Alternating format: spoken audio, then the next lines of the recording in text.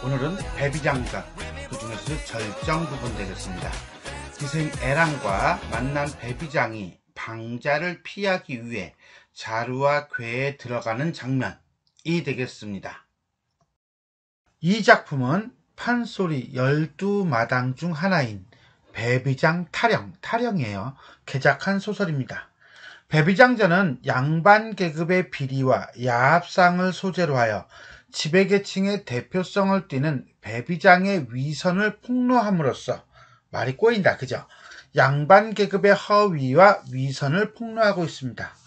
특히 방자는 판소리 사설이나 판소리계 소설에서 작가의 목소리를 개입시키는 장치로 형성화되는 인물로 가면극에 등장하는 말투기와 어느 정도 통하고, 오히려 춘향전에 나오는 방자보다 더 비판적이고 더 풍자적인 성격을 띠고 있다 라고 보시면 되겠습니다. 방자놈이 방자는요, 지배층의 위선을 폭로하는 인물이다 라고 되어 있는데, 요거는 방자가 한 명 더 나오죠. 어디에 나와요? 그렇죠, 춘향전에 나오죠. 이몽룡의 쫄따구인 춘향이 된다. 방자.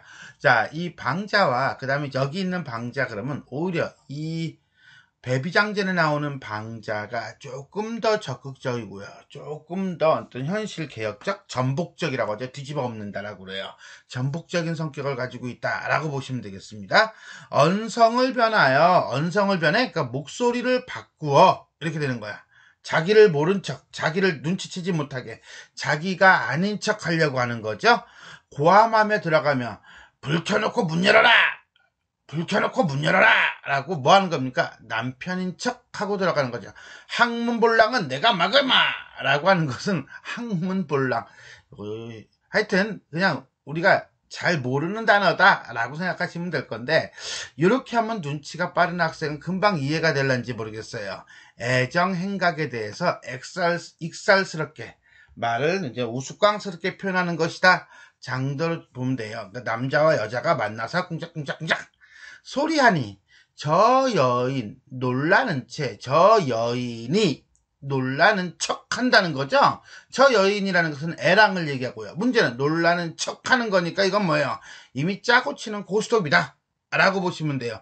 사또의 지시로라고 했는데, 요거는 우리 지문, 지금 읽고 있는 부분에 앞에 나와요. 앞에 이제는 하도 배비장이 고고한 척, 그 다음에 자기 잘난 척 하니까 약이 올라가지고 저 새끼 한번 골탕 먹여라 라고 애랑한테 지시를 합니다.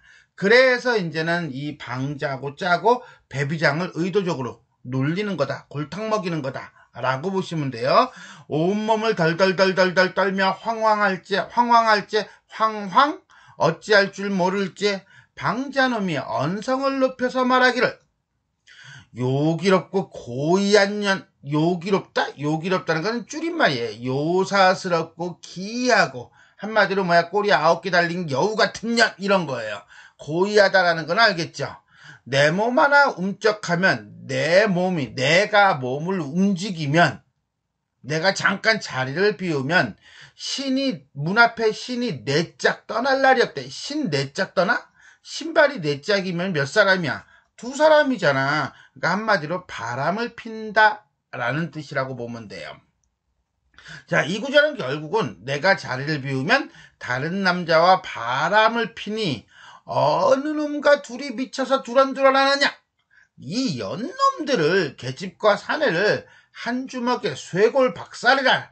쇄골이 어딘지는 알죠? 그렇죠. 가슴 여기 목 밑에 바로 가슴 사이에 있는 이 쇄골을 한 방에 박살내버리겠다라고 하는 건 뭡니까? 죽이겠다는 거죠. 한마디로 고함을 뻑뻑 치면서 배비장을 협박하고 있다라고 보시면 되겠습니다. 장담하고 큰소리 치면서 들어오니 배비장이 혼겁하여 혼이 빠지도록 겁을 내어 황황하나 외문집이라 도망을 치고 싶어도 칠 수가 없어. 왜? 문이 외짝이야. 문이 하나밖에 없는 집이야. 한마디로 출구가 하나밖에 없어. 근데 거기 누가 있어? 지금 남편이란 놈이 있단 말이야. 도망을 할 수 없어. 바위 없어. 어찌할 도리가 없어. 알몸으로 이불을 쓰고, 한마디로 이불을 뒤집어 쓰고 우스꽝스럽게 표현하고 있는 겁니다. 여자더러 이르는 말이, 여자가 누구야? 그렇지, 애랑이죠. 애랑이에게 하는 말이 죽어도 문자를 쓰는 것이었다. 쓰는 것이었다. 누구의 목소리야? 그렇지. 서술자의 목소리죠. 편집자적 논평.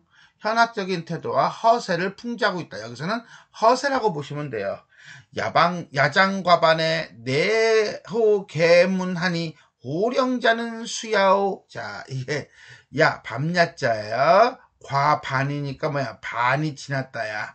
그러니까 밤이 반이 지났는데 한밤중에 왔어요. 와서 불러요. 개문하면 문을 열면서 큰 소리 빵빵 치는, 문을 열고 들어와서 호령을 하니, 호령자는, 호령하는 사람은 숫자가 누구 숫자야? 도대체 누구요?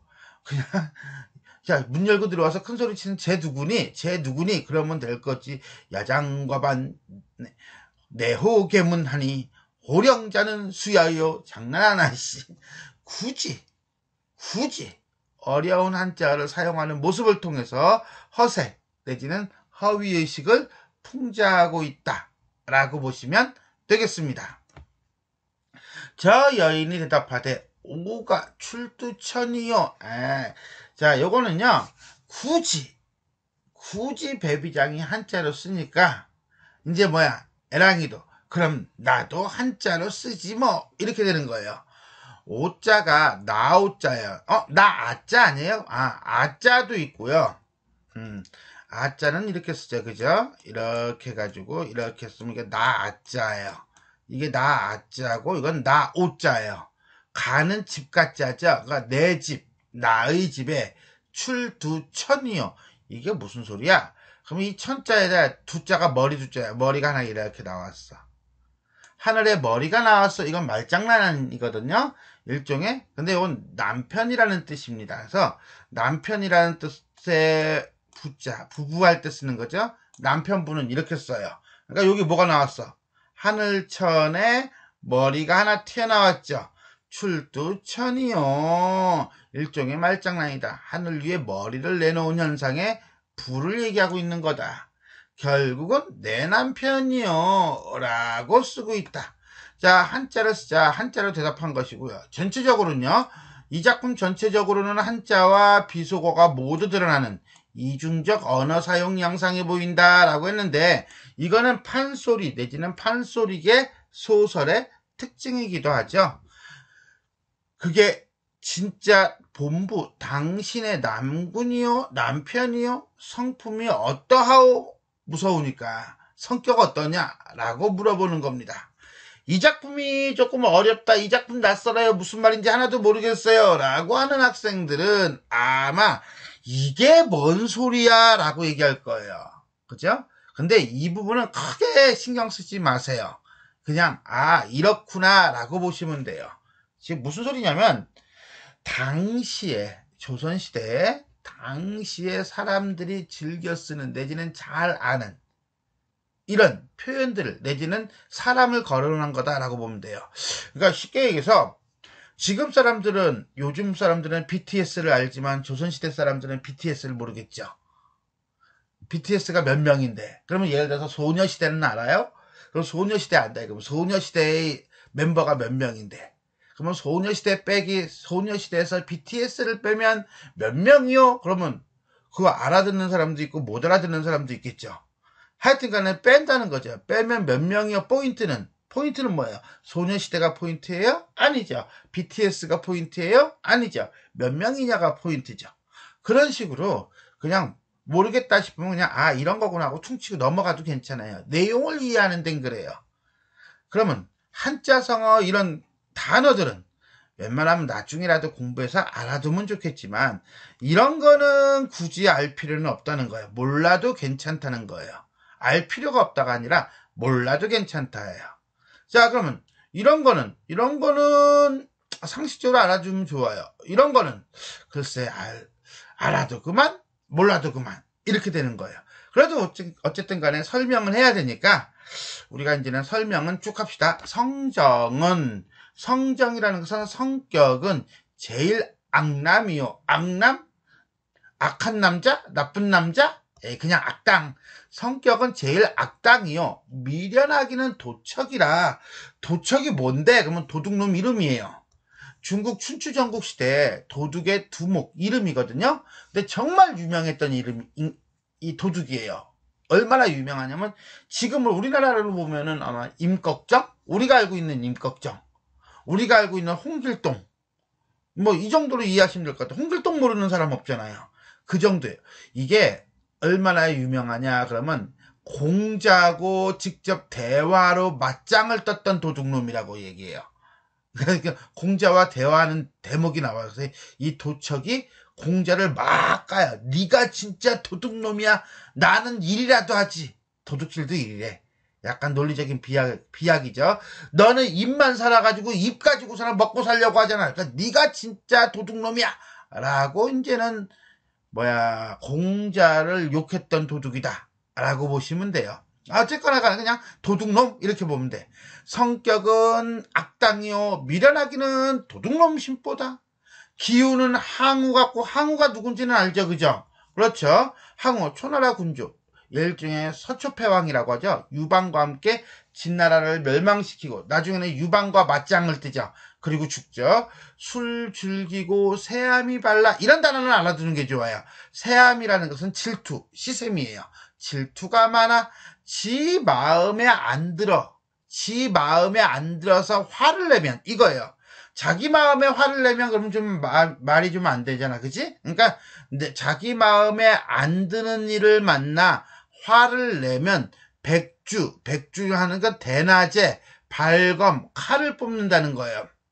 그러니까 대낮에 칼을 뽑고서나 난동을 부린다. 그러니까 성격을 어떤 제어, 컨트롤하기가 되게 힘든 사람이죠. 됐습니까? 여기까지? 오케이. 칼쓰기를 홍문형, 번쾌, 방패 쓰듯, 상상조자룡, 장창 쓰듯. 자, 이게 뭐뭐이듯 하니까 직유법을 썼네요. 일단은 여기서 우리는 홍문형, 번쾌, 상산조자룡 이런 말들은 알아야 될 것 같기는 해요. 근데 이건 몰라도 상관은 없는데 그냥 재밌으니까 얘기만 합시다. 홍문연이라고 하는 건요. 요거는 사람 이름은 아니에요. 사람 이름은 아니고요. 일종의 누각 내지는 어떤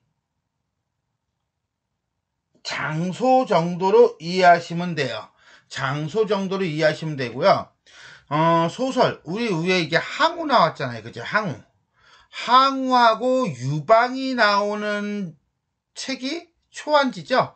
이 초안지에도 잠깐 나오고 그다음에 삼국지 소설 삼국지 연의라고 하죠. 소설 삼국지에도 나오는 내용인데 항우하고 유방이 함께 진나라를 멸망시켰지만 나중에는 항우와 유방이 패권, 헤게모니를 놓고서는 대판 싸웁니다. 늘 싸워요. 그럴 때 항우의 부하에 범증이라는 사람이 있었어요. 이 범증이라는 사람이 쫄따구 장수, 항장이라고 하는 장수를 시켜서 칼춤을 추다가 홍문영에서 유방을 죽여라! 라고 이제는 모략을 합니다. 그래서 항장이 막 칼춤을 추다가 죽이려고 하니까 번쾌는 유방의 쫄따구예요. 유방의 쫄따구인 번쾌가 이것을 막은 이야기. 그래서 유방은 도망을 갑니다. 도망을 가고 열이 받았겠죠. 그러나 다음에 항우를 쳐서 결고죽고는 더 전쟁이 심해졌다. 뭐 이런 얘기가 되는데 이게 바로 이제 홍문연 고사예요. 그래서 칼쓰기를 홍문연 번쾌 방패 쓰듯 할 때 번쾌는 유방을 구한 방금 얘기한 요 장수교예요. 그러니까 비유법을 쓰면서 매우 힘이 세고 무예가 출중하다 이런 거죠. 조자룡은 삼국지에 나오죠. 유비의 부하죠. 창을 엄청 잘 썼다고 하고요. 중국 유덕화가 이제 조자룡을 역을 맡아가지고 영화 나왔던 게 그것도 꽤 됐다. 그죠? 한 4, 5년 됐나? 더 됐나? 중국 영화도 있었는데. 하여튼 간에 몰라. 공중 용검 획 지르면 공중에 검을 사용해. 무슨 소리야? 획 지른다는 거는 검을 공중에 한번 휙 던지면 호랑이라도 쇠골 뼈를 부수고 철벽이라도 뚫어지니. 결국 뭐예요? 고사를 인용하여 남편의 성격을 과장하고 있다.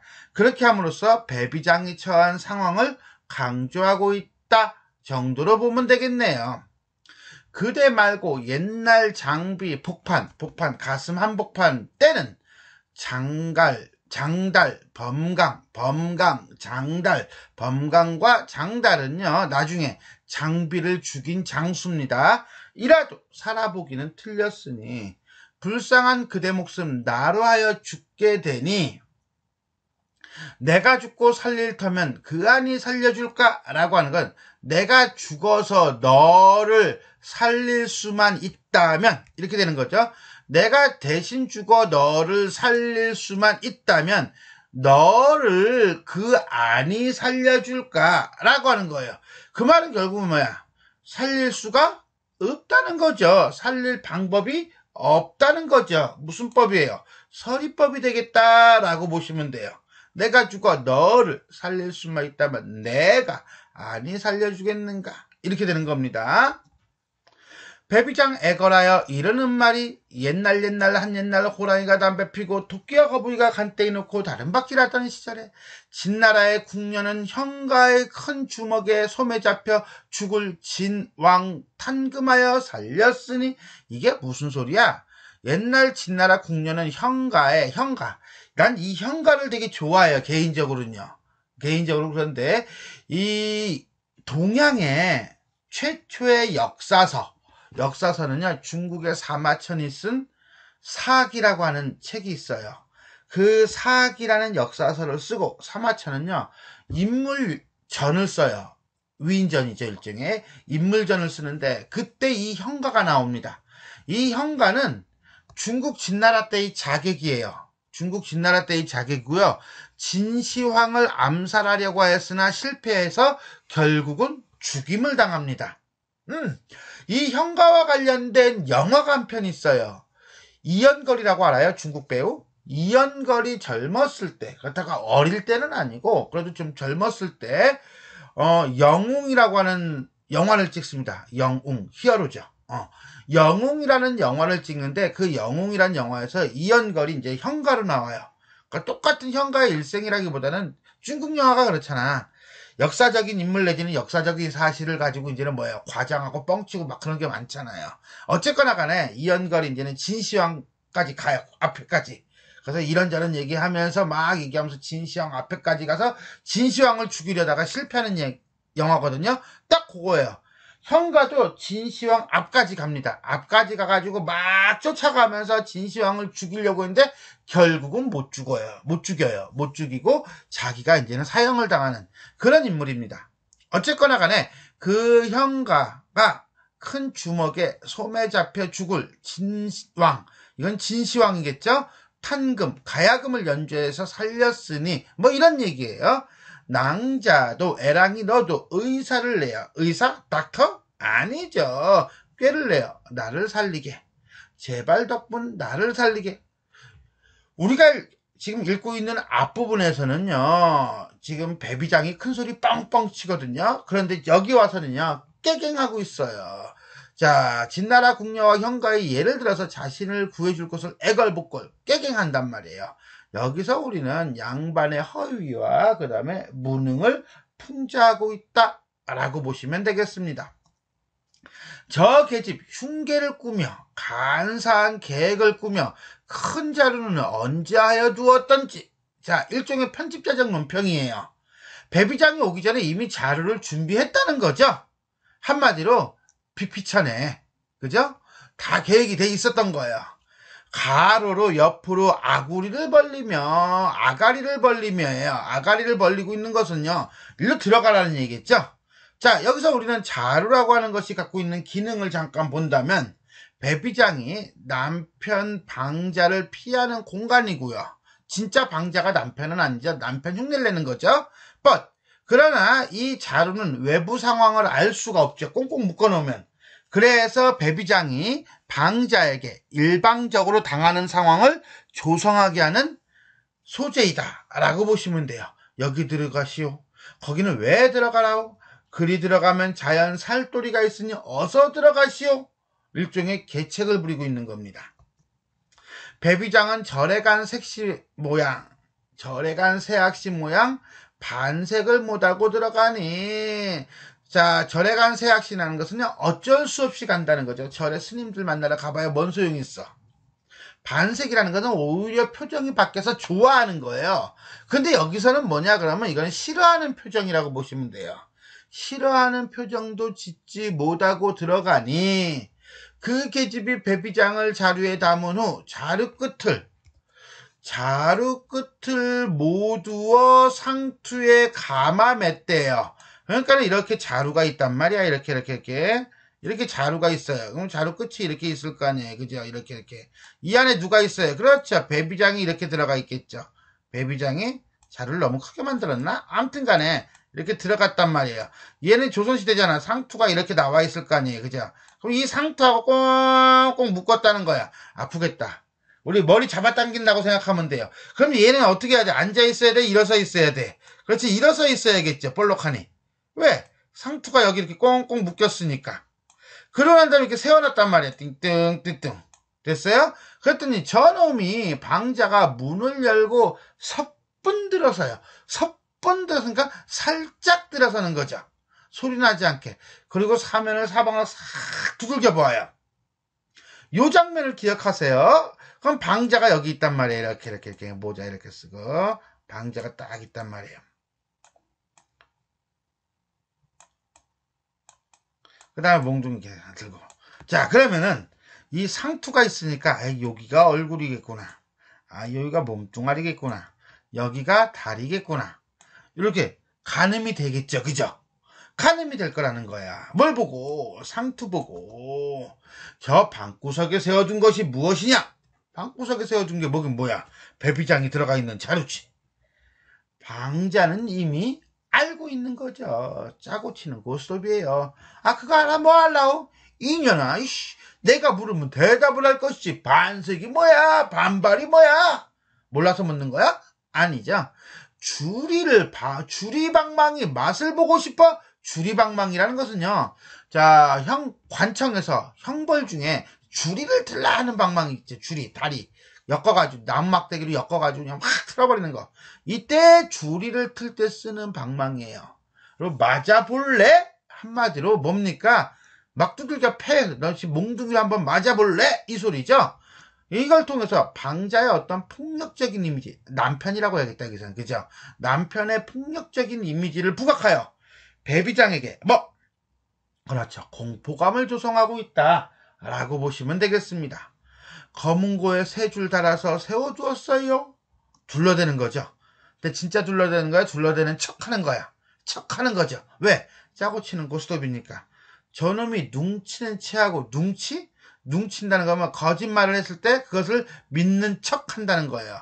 문제 삼지 않고 넘기려는 척 한다고요. 자, 한마디로 방자 또한 뭐 하고 있는 거야? 연기하고 있는 거죠. 연기의 달인이네요. 검은 거요? 아, 그럼 내가 한번 쳐보지 뭐. 하고 대꼭지로 배부른 통 몸뚱아리를 띵 하고 쳐. 대꼭지가 뭔데? 담뱃대 꼭지로 배부른 통, 자, 튀어나온 부분을 띵 쳐. 그랬더니 배비장이 아이고 아파 하지만 검은고인 척하고 뚱동 소리를 낸다는 거죠. 됐어요? 자, 그러면 여기서 머리 쪽을 퉁, 몽뚱이 쪽을 퉁. 어떻게 쳐 이거를? 자, 대연을 쳤으니 이제 소연도 한번 쳐볼까? 하고 이번엔 코를 퉁.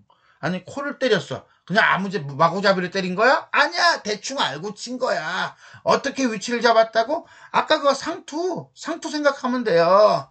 그래서 상투를 통해서 위치를 잡아서 때린 거라고 보면 됩니다. 오케이? 자, 둥덩지덩. 역시 마찬가지로 우스꽝스럽게 표현하는 거죠. 그거 이상하다. 아를 쳐도 위에서 소리 나고, 위를 쳐도 위에서 소리 나고. 왜? 소리는 어디서 내는 거니까? 입으로 내는 거니까. 당연히 위에서 소리가 나겠죠. 근데 이건 진짜 이상하다고 생각하는 것이 아니죠. 왜? 배비장이 들어가 있다는 것을 집주인은 이미 알아 몰라. 남편은 이미 알지. 그러니까 이건 뭐야? 겁을 주면서 놀리는 거다. 라고 보면 되겠습니다. 저 계집 애랑이가 대답하기를 무식한 말 하지도 마오. 옛날 옛적 여화씨라고 하는 건 옛날 중국 전설상의 임금이었던 복희씨의 누이 동생이에요. 생황, 악에 쓰는 악기랍니다. 오음 육류를 내실 적에, 한마디로 연주를 할 적에 궁상각치우, 이거는 오음의 음계죠. 음악 시간에 안 배웠나? 궁상각치우, 청탁 맑은 소리로 띵용 탁 타던 탁한 소리로 띵용 하고 울리니, 한마디로 연주하니 상청음도 화답을 하더라. 두 번째 소리도 높은 청음이라 비슷한 음이 나오더라. 한마디로 말해서 음악을 연주하면 좋은 거는 따로 또 위에서 띵용하고 울리면 밑에서도 띵용하고 울리고 한다. 뭐 이런 거예요. 그래서 고사를 인용해서 둘러대는 척하고 있습니다. 이놈이 옳다고 듣는 듯이, 듣고가 아니라 듣는 듯이 척하는 거죠. 네 말이 당연하다. 세사는 금삼척이요 생애는 주일배라. 사정 강상어리요 동각설중매라. 뜬금없이 방자 하인 아니야? 하인이잖아. 하인인데 뜬금없이 세사는 금삼척이요 생애는 주일배라. 웬 한 사정 강상어리요 동각설중매라. 뭐라는 거야? 세상 일은 한갓 거문고요 생애 인생은 술 한 잔이라. 대충 읽어요. 사정 강상월이요. 사정이라고 하는 건요, 서쪽 정자 위에 강상월, 자, 강 위에 달이 떠 있대요. 동쪽 각은 누각이에요. 동쪽에 있는 각에는 설중매 기생이 앉아 있구나 라고 하는 겁니다. 그러니까 동각이니까 이게 사정이 서정이 되겠죠. 원래는 서정이라고 해야 되는데 사정이라고 한 거라고 보시면 됩니다. 어쨌거나 간에 세상 일은 검은고 음악대로 띵냥띵냥띵 하고 노는 것이고, 인생은 술 한잔과 같다. 인생무상은 여기 주일배에 있겠죠. 그 다음에 풍류, 뭐 금삼척하고 주일배 정도가 되겠죠. 시조를 인용한 거예요. 근데 문제는 여기서는 인생무상이 뜬금없이 왜 나오냐는 거예요. 뜬금없이 인생무상을 얘기하고 싶은 게 아니라, 이 상황, 술 한 잔 다고 그리고 너 연주해라 라고 하는 거예요. 이 상황을 만들기 위해서 금삼척과 주일배가 들어가는 시조를 따온 거지, 방자가 인생무상을 얘기하고 싶은 거는 아니라는 거야. 됐어? 여기까지? 줄 골라라 라고 하는 것은 검은고를 연주할 준비를 해라 이런 뜻이거든요. 그러니까 배비장을 괴에 넣기 위한 어떤 상황을 조성하는 것이다 라고 봐야 돼요. 뜬금없이 웬 시죠? 이러면 안 돼요. 오늘 밤에 놀아보자, 내가 소피 오줌 누고 들어오마 라고 하는 것은 일부러 자리를 피하는 거죠. 그러니까 시간을 주는 거야. 배비장이 나무 괴에 들어갈 시간을. 그리고 문 밖에 나와서 기척 없이 조용히 귀를 기울이고 엿듣는 거야, 밖에서. 그래서 방 안의 상황을 보는 거죠. 왜? 그 상황이 어떻게 돌아가느냐에 따라서 자기도 또 연기를 해야 되니까. 배비장이 자루 속에서 가만한 소리로, 조용한 소리로 조용히, 여보 골자라는 건 그 사람이에요. 방자 얘기합니다. 검고 좋아하는 수가 분명 내어볼 듯하니, 검고를 너무너무 좋아하는 것 같아. 그 인간이. 그래서 검고 꺼내라 라고 할 것 같아. 그럼 내가 들통이 나잖아. 그러니까 불안한 거죠. 다른 데로 나 이사 좀 시켜줘. 이사 옮기게 해줘. 저 여인 거동보소. 자, 판소리 문체죠. 판소리 소설투예요. 윗목에 놓인 피나무 괴를 열고, 피나무로 만든 괴를 열고, 이거예요. 이제 목적에 다다라가고 있는 거죠. 여기에 빨리 드시오. 배비장의 괴를 보고 문자는 놓지 아니하고 쓰던 것이었다. 역시 편집자적 논평이죠. 이 상황에서도 문자를 써요. 한자를 쓴다는 거예요. 최대의 괴소하니 하이 은신고, 몸뚱아리는 크고 괴는 작으니, 이런 뜻이죠. 하는 어찌하자야, 숨은 자야, 몸신자야. 어떻게 숨을 것인가 라고 얘기를 하는 거죠.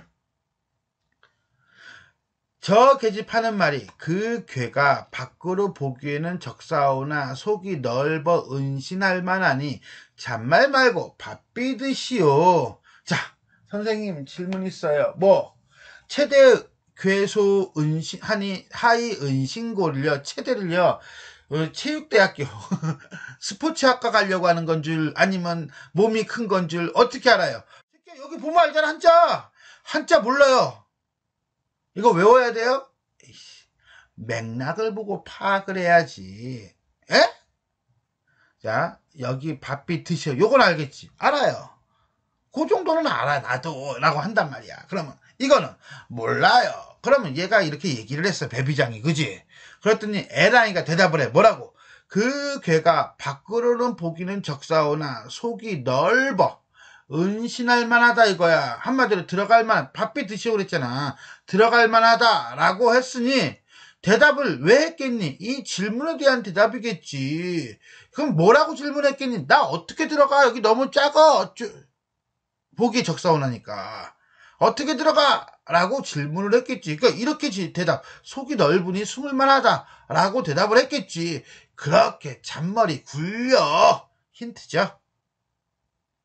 됐습니까?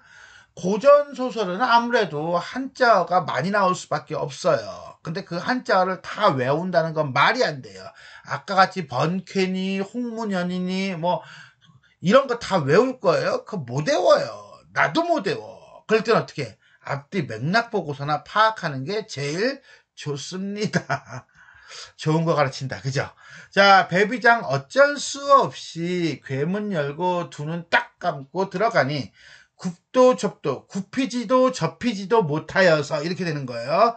몸을 곱송거린다는 거 움츠리고 생각하니 한심하고 서러운지고 이놈의 흉계를 누가 알리? 이놈이 누구야? 애랑의 남편이죠. 예측할 수가 없어서 전전긍긍한다.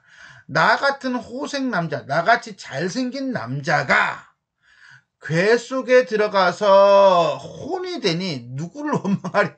나같이 잘생긴 남자, 이병헌이나 정우성보다도 더 잘생긴 남자. 그럼 순마밖에 없는데. 아무튼 간에 지금 상황 파악이 돼야 안 돼요. 상황 파악을 못하고 있는 거죠. 고혼이라는 건 외로운 혼이란 뜻이에요. 누구를 원망하리? 한마디로 뭡니까? 상황 파악을 못하고 있다. 그래서 배비장에 대한 비판적 인식이 드러나고 있다라고 보시면 되겠습니다. 저 여인 괴 문을 닫고 쇠를 채우니 함정에 든 범이요 우물에 든 고기로다. 한마디로 빠져나올 공간이 있다 없다 방법이 있다 없다 라고 이해하시면 되겠습니다. 편집자적 논평이고요. 비유법이고요. 대꾸법이고요. 풍울법이다. 답답한 괴 속에서 어찌 살겠는가. 이렇듯 스스로 탄식을 할 때 저놈이 다시 들어오며 하는 말이, 저놈이 누군데? 방자, 애랑의 남편으로 변신한. 아무것도 흥황 없다. 에이, 재미없어. 흥미가 떨어졌어. 내가 아까 눈이 저절로 스르르 감기면서 꿈을 꾸었는데 진짜 꿈을 꾼 거야? 아니죠. 명분을 만들고 있는 거예요. 웬 백수노인이 백발노인이 나를 불러 말하기를 네 집에 검은고와 피나무 괴가 있느냐 하시기로 있소 라고 하니 그 노인이 말하기를 금신? 제사를 보시는 신. 그러니까 배비장을 이제는 비유하는 표현이라고 보시면 돼요. 혈입 괴중, 괴 속에 혈입 구멍을 뚫고 들어갔대요. 그러니까 한마디로 괴 안으로 들어갔대요. 무수 장난하니 무수히 숫자를 헤아릴 수 없을 정도로 난리를 일으키니 한마디로 많은 난리가 나니 우리가 장난할 때 그 장난이 여기서 나온 거예요. 그 개가 유즉여 가망이요 무즉여 가흥이라. 이게 무슨 소리야. 몰라. 넘어가. 역력히 현몽하니 꿈이 뚜렷하니 저 괴를 불에 소화하리라. 그냥 넘어가려고 하는데 넘어갈 수가 없겠다. 승질낼 거 아니야 여러분들이. 그죠? 있어요. 즉은 우리가 즉시 이거예요. 있어. 뭐가 있어? 이게 뭐죠? 집가짜죠. 이거는 뭐예요? 망하다 망자예요. 그러니까 가지고 있으면 집안이 망할 것이요. 가지고 있지 않으면, 한마디로 없으면 집안이 흥할 것이다 라고 하는 거예요. 별거 아니에요. 그죠? 가망이요, 가흥이라 정도로 이해하시면 돼요. 대꾸법이에요. 자, 그런데 우리는 여기가 문제예요. 여기가, 요게 문제예요. 소화라고 하는 게 있어요. 소화, 그러면 딱 불에 소화한대요. 그러면 소화는, 소화기. 그러니까 불을 끈다라는 뜻이겠죠.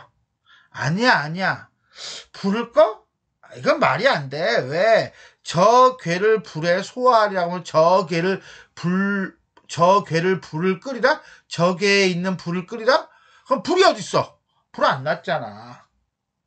그러면 불의 위에가 이제는 뭐 이게 금신이 들어왔다라고 하니까 이 배비장을 꺼내리라? 이건 말이 안 되잖아. 그죠? 그러면 소화제인가? 이것도 말이 안 되잖아. 소화제인데 불이 왜 튀어나와? 그죠? 이 소화라는 말은요, 불을 끄다라는 말도 있지만 불에 태우다라는 말도 있어요. 그러니까는 요거는 별표 쳐야죠. 이거는 단어 뜻풀이 문제로 맥락적 의미가 됐든 사전적 의미가 됐든 뜻풀이 문제로 출제하기가 아주 쉬운 단어라고 보시면 돼요. 가능성이 매우 높죠.